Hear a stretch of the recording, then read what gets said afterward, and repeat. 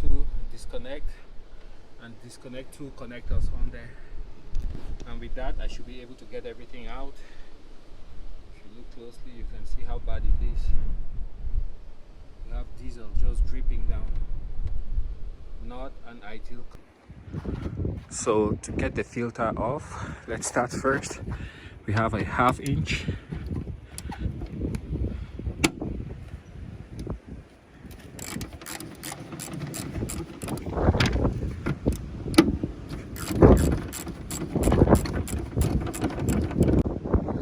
Use a screwdriver. I believe that has to probably go up and out.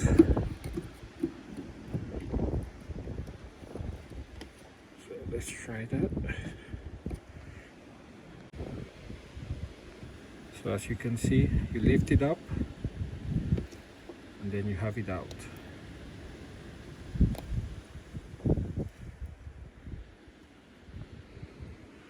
All right, let's continue. Finally, I got it out. It's full of fuel. On this side, which is this connector right here, you press on both tabs and then you pull down. On that one, you just press on both tabs and it will pop right off. The difference being that on that one, both of them actually, you actually have to push both connectors up towards the filter housing, and that facilitates the removal. So this is quite full of fuel right now. I'm gonna drain it out and then we'll take a look and see what might be wrong.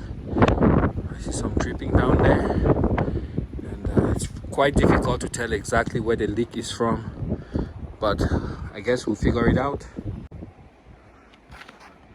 So as you guys can see, everything on here is keyed.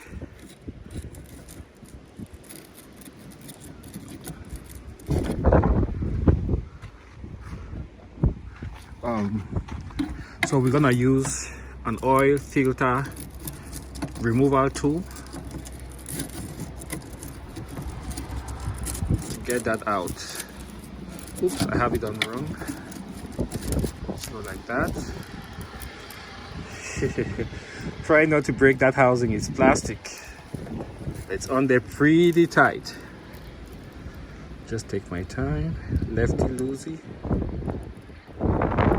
I don't want to break that, come on. Yeah, it's on there really tight.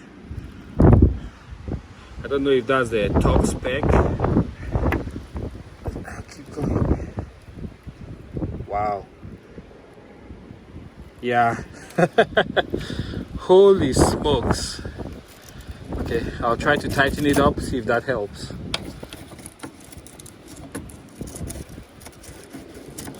Let's go down.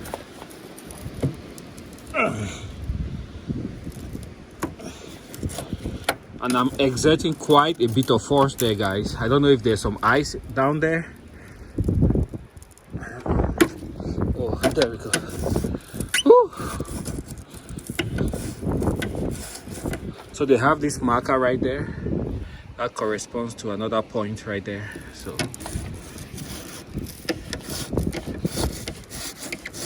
let's find out what's in here.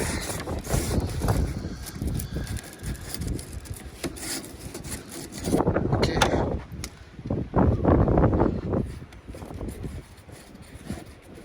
Oh.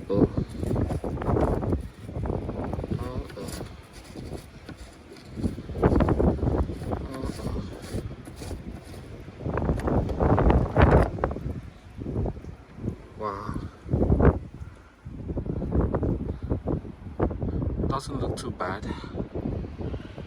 I see the O-ring is crushed. And I would have expected the O-ring to be seated down there, but you guys see where it's seated, right? So I don't know if that's how the O-ring is supposed to sit.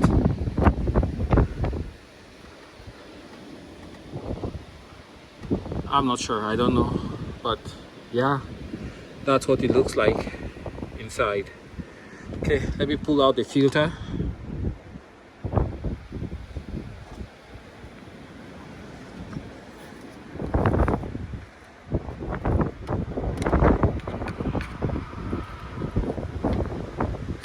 got to be careful because I don't have a replacement filter yet. So I'll pull that out gently. So that's what my filter looks like. I would imagine it should be about due for a change, but nothing crazy going on. So we will use the CRV T20 to open up the housing. And I'll open up everything, that way I can see exactly where I might be having the issue.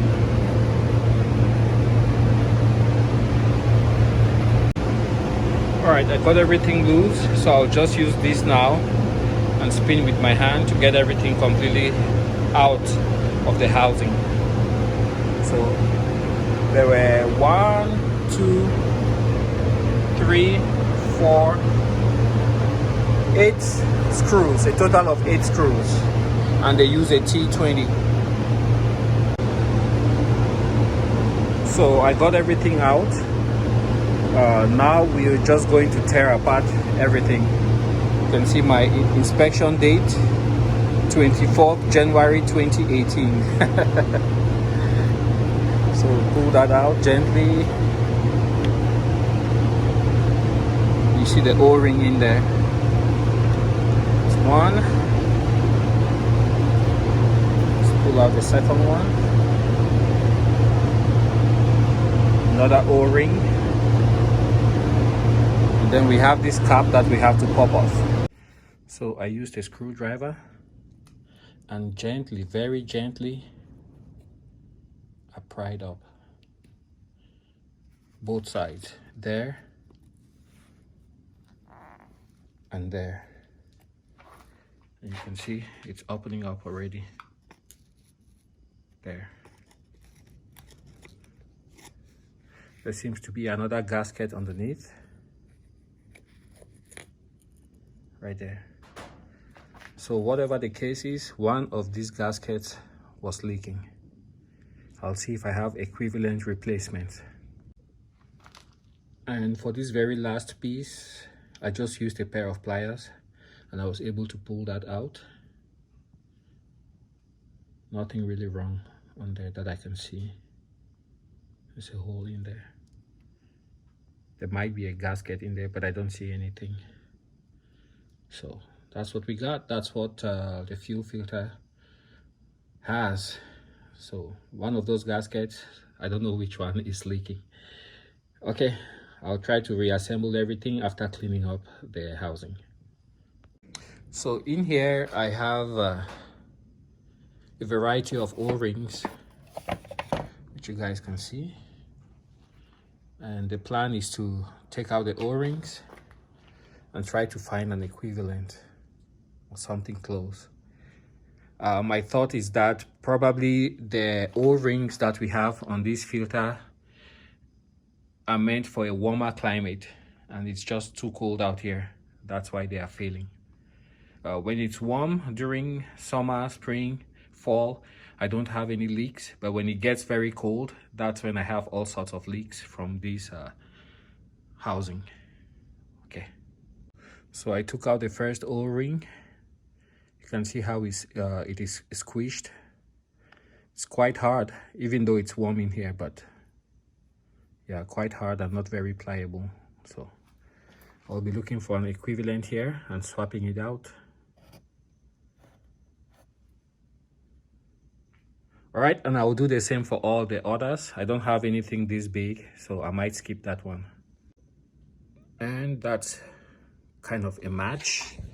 There's a number somewhere down there. Let's see if we can zoom in. Is that F09? Yeah, something like that. So that's the one that works. I got the new O-ring on there. It's substantially bigger. You can see the old one is shaped almost like a ring that you would wear on your finger. It's not rounded. It has squared sides, whereas this one is rounded. So the challenge will be to make sure it goes into that housing without pinching. If not, I'll have to go one size smaller to make it work. We got the ring that goes on this top part. We'll look for an equivalent. And remember, the equivalent should be a little bit smaller. That way, when you pull on, it stretches and gets a bit thinner and can fit easily. That's a perfect fit right there. It might be too big yet. I'll try. So I got the top unit. What I did was I actually changed and I went one size smaller. As you can see, that fits perfectly there. And I didn't want to use that. I went with this size right here, which is one smaller than that one. And the reason I went with a smaller O-ring is because the exact same one, when I tried to put it on here and push down, it wouldn't fit flush. So I went with a smaller one. That way it was a bit stretched. And then of course I used a little bit of oil to loop the O-ring. Then I put it down, push down, and then I tightened everything in a star pattern. Just remember, I wasn't able to push it all the way down. And then I just did the star pattern slowly, gently, and now it seems to be flush. Remember, this is a plastic housing, so when you go tightening, don't go crazy. Just be reasonable when you go to tighten. So I've closed that, no O-ring there. I've closed this with a new O-ring. I've closed this with a new O-ring and also another new O-ring over there. Now the big one that's left would be on the housing itself, which you guys can see there. I look here and I don't have anything of that size. And actually I suspect that the leak might actually have been coming from here. So not much I can do right now. I'll just clean it up. When I order a filter, at that time I'll go ahead and change out the O-ring. So here is what I had to do finally. I went to my local TSC and I couldn't find an equivalent gasket that would fit the orange gasket that came from the Roxor. So I went to my O'Reilly and this is what I got. That's the part number, and this gasket was inside. It's less substantial compared to the original gasket, but it's roughly the same size, and I think it's also better made. It's more flexible compared to this one, which is very hard. So I'll take my chances and rebuild everything with this newer gasket, which is much thinner, and hopefully it holds up. Okay, I'll catch you guys later. So I have the new gasket on there right now. It's not a very tight fit. I'm hoping it works. It's actually a little bit loose. So hopefully it works. I will go ahead and save the old gasket inside this package and have my fingers crossed. All right, I have everything back together, but I'm worried because this is just hand tight and you see it's sitting flush already. So there wasn't any resistance at all. So that tells me that gasket was either not thick enough, and so it doesn't offer enough resistance. I might have to look for something equivalent online. So I'll just go ahead and tighten it. It's pretty close to where it's supposed to be. You see where it's marked on there, and that's where the mark is, and that's just hand tight, so it's really actually quite loose. All right, I'll tighten it up using my tool right here, and then we see what happens. So I flipped it back over. I'm gonna secure everything and then plug in the hoses once more, and turn on the ignition, allow it to fill up, and then fire it up. That will be the moment of truth. I'll be right back. All right guys, I have everything plugged in the water sensor and the two fuel entry and return lines. All what I had to do was just push it in hard and then it clicks. That way you know you're in. So I'll prime up the system first for a little bit, and then I'll go ahead and fire it up. So wish me luck. Let's get this done.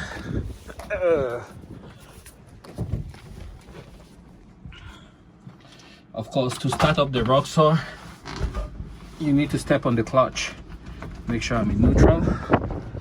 Right there. Step on the clutch.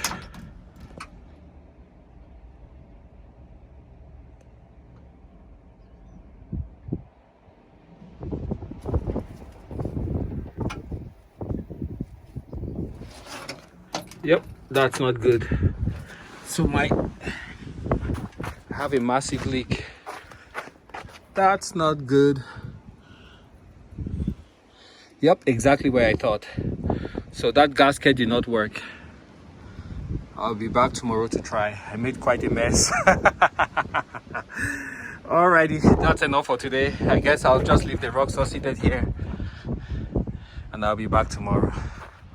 What a mess. Yep, I'll have to take it apart and change that gasket. Well, to wrap up the day, I guess I'll compensate myself by installing this red valve stem covers on all 4 tires. So I'll be swapping those out. I'll be back to show you how it looks. Third one.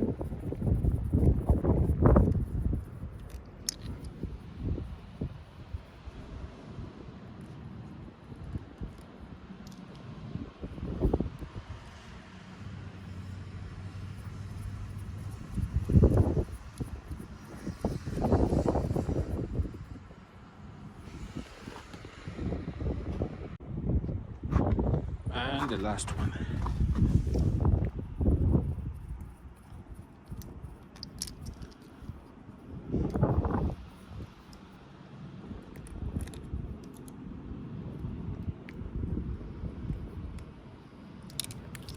Oops.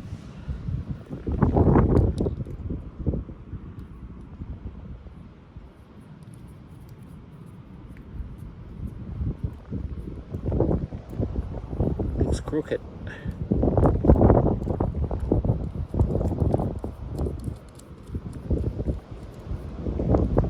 There. So now on all 4 sides, got the red cap.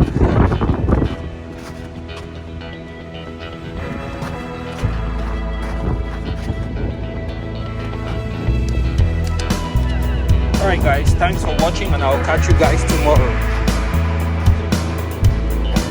Bye now.